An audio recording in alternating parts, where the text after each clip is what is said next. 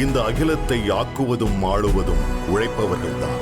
அகிலத்தை ஆளும் உழைப்பின் உறுதியை என்றும் வணங்கும் 550D கம்பிகள். இந்தியால மனித உரிமைகள் மீறல் நடந்திருக்கிறதாவும், அதுவும் குறிப்பா மணிப்பூர்ல நடந்த வன்முறையில அதிகமான மனித உரிமை மீறல்கள் நடந்திருக்கிறதா அமெரிக்காவினுடைய வெளியுறவுத்துறை அமைச்சகம் வெளியிட்டிருக்கக்கூடிய ஒரு அறிக்கையில குறிப்பிடப்பட்டிருக்கு. இந்த அறிக்கையில என்னென்னலாம் குறிப்பிட்டிருக்காங்க, இந்த அறிக்கையை எதுக்காக வெளியிட்டிருக்காங்கன்றது விரிவா பார்க்கலாம். சில நாட்களுக்கு முன்னாடி அமெரிக்க வெளியுறவுத்துறை அமைச்சகம் உலக நாடுகள்ல கிட்டத்தட்ட 200 நாடுகள்ல நடந்திருக்கக்கூடிய மனித உரிமை மீறல்களை பத்தி ஒரு அறிக்கையை வெளியிட்டிருந்தாங்க. அந்த அறிக்கையில சீனா, பெலாரஸ், பிரேசில் இந்த மாதிரியான நாடுகள்ல என்னென்ன மனித உரிமை மீறல்கள் நடந்திருக்குங்கிறத குறிப்பிட்டிருந்தாங்க. இதுல இந்தியால என்ன மனித உரிமைகள் மீறல்கள் நடந்திருக்குங்கிறத பத்தியும் ஒரு அறிக்கையை குறிப்பிட்டிருந்தாங்க. கிட்டத்தட்ட இந்தியாவில் நடந்த மனித உரிமைகள் மீறல் பத்தின ஒரு அறிக்கைங்கிற மட்டும் 80 பக்கங்கள் கொண்ட அறிக்கையை வெளியிட்டிருக்காங்க. இதுக்கு கடந்த வியாழக்கிழமை இந்தியாவினுடைய வெளியுறவுத்துறை செயலகத்தினுடைய செய்தி தொடர்பாளர் ரந்தீர் ஜெய்ஸ்வால் பதிலளிச்சிருக்காரு. அதுல அவர் என்ன குறிப்பிட்டிருந்தார் அப்படின்னா, இந்த ஒரு அறிக்கைங்கிறது ரொம்பவே பாரபட்சமான ஒரு அறிக்கை. இந்த அறிக்கையில சொல்லியிருக்கக்கூடிய தகவல்கள்லாம் பெரிய அளவுல உண்மையானதா இல்லை. அது மட்டும் இல்லாம இங்க இருக்கக்கூடிய சூழலை, இங்க இருக்கக்கூடிய சிச்சுவேஷன் எதையுமே அமெரிக்கா சரியா புரிஞ்சுக்கவே இல்லை. அதனால இந்த ஒரு அறிக்கையை நம்ம கண்டுக்கவே வேண்டாம் அப்படின்னு சொல்லி ஒரு பதில சொல்லியிருக்காரு. அமெரிக்க அரசனுடைய ஒரு உயர் அதிகாரியான ராபர்ட் எஸ் கில்கிறிஸ்ட் என்ன சொல்லியிருக்காரு அப்படின்னா, இந்த அறிக்கையை தொடர்ந்து அது மட்டும் இல்லாமல் அதுக்கு முன்னாடியும் இந்தியாவும் அமெரிக்காவும் ஜனநாயகம் மற்றும் மனித உரிமைகள் பற்றி நிறையவே ஆலோசிச்சுட்டு வந்துட்டு இருக்கோம். உயர்மட்டத்தில் 2 நாடுகளுக்கும் இது தொடர்பான ஆலோசனைகள் தொடர்ந்து நடந்துட்டு தான் வந்துட்டு இருக்கு. ஸோ அந்த வகையில் இந்தியா அவங்க நாட்டில் இருக்கக்கூடிய மக்களுடைய மனித உரிமைகளை காக்கிறதுக்கு முனைப்போட அவங்க செயல்பட வேண்டும்னு கோரிக்கை வச்சிருக்காரு. அது மட்டும் இல்லாமல் இந்தியா அந்த நாட்டினுடைய உறுதிமொழிகளை மக்களுக்கு செய்யணும் அப்படிங்கிறதையும் சொல்லியிருக்காரு. இதோட நிறுத்தாம அவர் இந்தியாவில் இருக்கக்கூடிய அரசுங்கிறது தொடர்ந்து மக்களோட பேசி அவங்களுக்கு என்ன வேணுங்கிறத தெரிஞ்சுக்கணும் அப்படிங்கிறதையும் தெரிவிச்சிருக்காரு.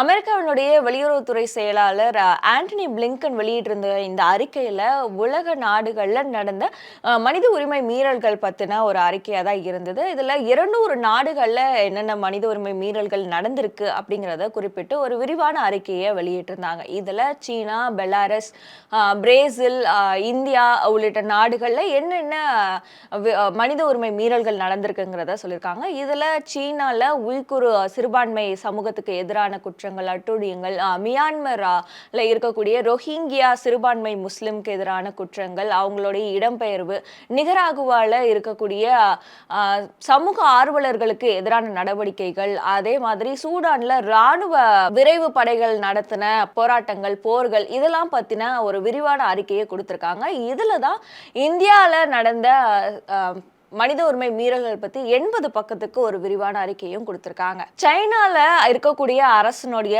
அடக்குமுறைகள் அதிகரித்து வரக்கூடிய சூழல்ல தான் Africa, Australia, Japan, Canada, America, Europe நாடுகள், இந்த மாதிரியான நாடுகள் உலகினுடைய மிகப்பெரிய ஒரு வல்லரசா உருவெடுத்துட்டு வரக்கூடிய இந்தியா கூட வர்த்தகத்தை விரிவுபடுத்தியிருக்காங்க. ஆனா இப்படி இருக்கக்கூடிய ஒரு சூழல்ல தான் இந்தியால மோடியின் தலைமையிலான அரசுங்கிறது சீனால எப்படி இருக்கோ அதே மாதிரியான ஒரு முறையை இங்கேயும் பின்பற்றிட்டு வராங்க அப்படிங்கிறது சொல்றாங்க. அது மட்டும் இல்லாம இங்க சிறுபான்மையினருக்கு எதிரான ஒடுக்குமுறைகள், அமைதி வழி போராட்டங்களை ஒடுக்கிறது, தொழில்நுட்பத்தை பயன்படுத்தி சுதந்திரத்தை அளிக்கிறது, இந்த மாதிரியான செயல்களை இங்க செஞ்சுட்டு வராங்கன்னு அந்த அறிக்கையில விரிவாக்கப்பட்டிருக்கு. பாஜக தலைமையிலான அரசுங்கிறது மத சிறுபான்மையினர் மற்றும் பிற சிறுபான்மை சமூகத்தை குறிப்பா முஸ்லிம்களுக்கு எதிரான வன்முறையை கட்டவிழ்த்து விடுறது, பாஜகவை ஆதரிக்கிறவங்க குறிப்பிட்ட மக்கள் மேல வன்முறையை கட்டவிழ்த்து விடுறது, அது மட்டும் இல்லாம பொதுமக்கள்ல யாராவது அரசுக்கு எதிராக பேசினாங்கன்னா அவங்கள மௌனமாக்குறது,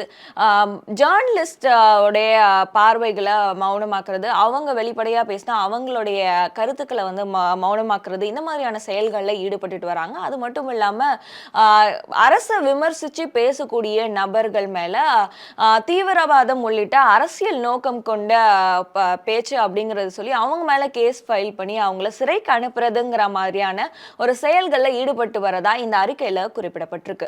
இது தவிர ஜம்மு காஷ்மீர்ல கருத்து சுதந்திரத்துக்கும் அமைதியான முறையில போராட்டங்கள் நடத்துறதுக்கும் தடை விதிக்கிறது பத்தியும் இந்த அறிக்கையில குறிப்பிடப்பட்டிருந்தது. இந்த அறிக்கையில குறிப்பிட்டிருக்கக்கூடிய விஷயங்கள்ல முக்கியமா பார்க்கப்படுறது என்ன அப்படின்னா, 80 பக்கங்கள் கொண்டிருந்த இந்த அறிக்கையில முதல் பக்கத்திலேயே கடந்த மே மாசம் மணிப்பூர்ல நடந்திருந்த அந்த மெய்தேய் மற்றும் குகி இந்த 2 பிரிவினருக்கு இடையில நடந்த வன்முறை பற்றி குறிப்பிட்டிருக்காங்க. அதுலயும் அங்க அந்த வன்முறை தாக்குதலின் போது பாலியல் வன்புணர்வு, கடைகளை அடைக்கிறது, வீடுகள் எரிக்கப்பட்டிருந்தது, இது எல்லாத்தையும் இந்த அறிக்கையில குறிப்பிட்டிருக்காங்க. அதன்படி மே 3ல இருந்து நவம்பர் 15 வரைக்கும் நடந்த இந்த மணிப்பூர் கலவரத்துல கிட்டத்தட்ட 175 பேர் உயிரிழந்துள்ளதாகவும் 60,000க்கும் மேற்பட்ட மக்கள் அங்கிருந்து இடம்பெயர்ந்திருக்கிறதாகவும் இந்த அறிக்கையில குறிப்பிடப்பட்டிருக்கு. அதே போல அரசு அதிகாரிகளாலும் இல்லைன்னா அரசு தொடர்புடைய பிரமுகர்களாலும் செய்யப்பட்டிருந்த கொலை பத்தியும் இந்த அறிக்கையில விவரிக்கப்பட்டிருக்கு. அந்த அறிக்கையில ஒடிசால காவல்ல இருந்த தனேஸ்வர் பெஹேராங்கிறவர் கொல்லப்பட்டதாகவும் சமாஜ்வாதி கட்சியினுடைய முன்னாள் தலைவரும் எம்பியுமான ஆதிக் அகமது மற்றும் அவருடைய சகோதரர் அஷ்ரப் அகமது 2 பேரும் உத்தரப்பிரதேசத்துல காவல் நிலையத்துல சுட்டுக் கொல்லப்பட்டதாகவும் சேத்தன் சிங்குங்கிற ஒரு பாதுகாப்பு அதிகாரி சுட்டுக் கொல்லப்பட்டதாகவும் இந்த அறிக்கையில குறிப்பிடப்பட்டிருக்கு.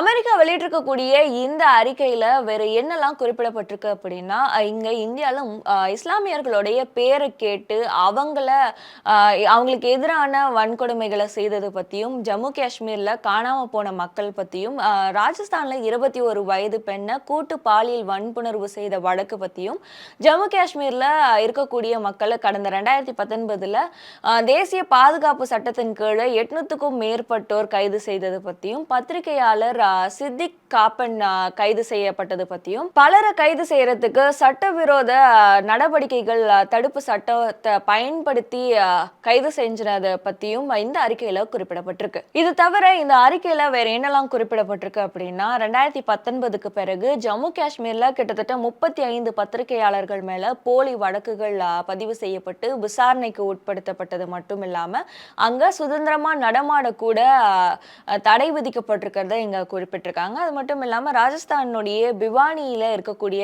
பகுதியில பசுமாடுகளை கடத்தி சென்ற வழக்குல முகமது ஜூனைத் மற்றும் முகமது நாசிர் ஆகியோர் கொல்லப்பட்டதையும் இந்த அறிக்கையில குறிப்பிட்டிருக்காங்க. அதன்படி பசுமாடுகளை கடத்தி சென்று கொன்றதாகவும் முஸ்லிம்கள் மற்றும் தலித்துகளுக்கு எதிரான வன்முறைகள்ல ஈடுபட்டிருக்கிறதுக்கு நம்பத்தகுந்த ஆதாரங்கள் இருக்கிறதாகவும் இந்த அறிக்கையில குறிப்பிட்டிருக்காங்க அமெரிக்க வெளியுறவுத்துறை அமைச்சகம்.